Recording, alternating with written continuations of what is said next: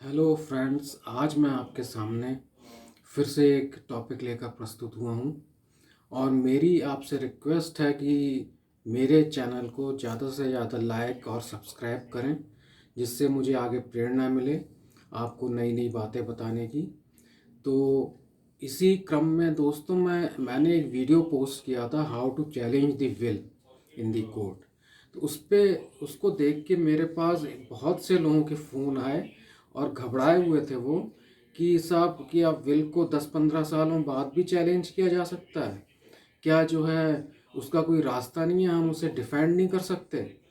तो मैंने उनको बताया कि नहीं, इसमें डरने की कोई बात नहीं है।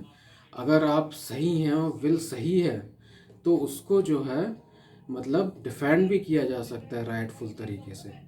और उसके क्या क्या पॉइंट्स हैं? एक तो जो है सबसे बड़ी बात यह है कि नोटराइज विल है या रजिस्टर्ड विल है।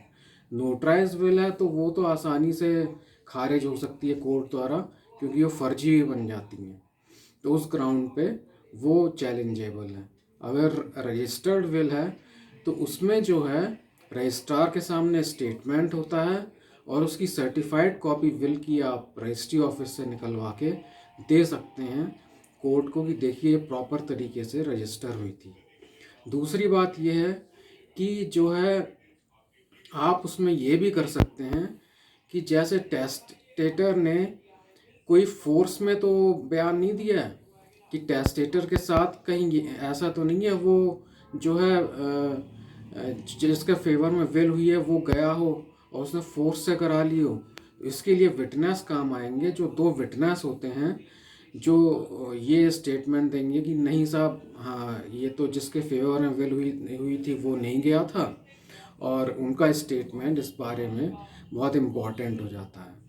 तो इससे भी आप विल को डिफेंड कर सकते हैं अपनी, और उसे खारिज होने से बचा सकते हैं।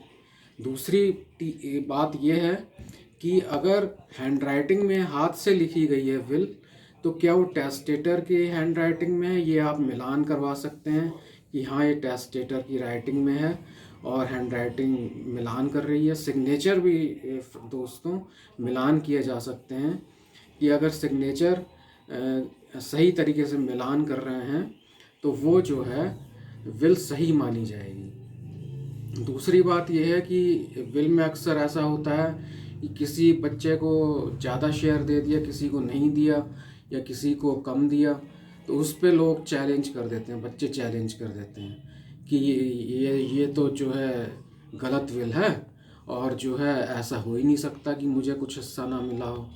तो दोस्तों इसमें भी ऐसा होता है कि जो है आप अगर ये प्रूव कर दें कि जैसे आपके फेवर में विल हुई है, तो आप ये प्रूव कर दें कि मेरे साथ ही रहते थे मेरे पापा या मम्मी या दादा दादी, जो भी मेरे साथ ही रहते थे और मैं उनकी सेवा करता था, और किसी तरह से प्रूव कर दें कि इतने सालों से 10-15 सालों से वो मेरे साथ रह रहे थे और तभी विल करी है, तो भी ये खारिज होने से बच सकती है।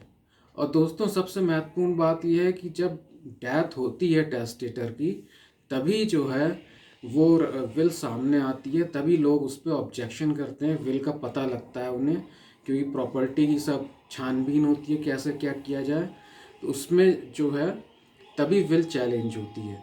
तो आप अगर इन सब बातों की तैयारी कर लें तो आसानी से विल को अपनी खारिज होने से बचा सकते हैं। तो दोस्तों आप इसे देखिए वीडियो को, आपकी नॉलेज बढ़ेगी। धन्यवाद, शुक्रिया।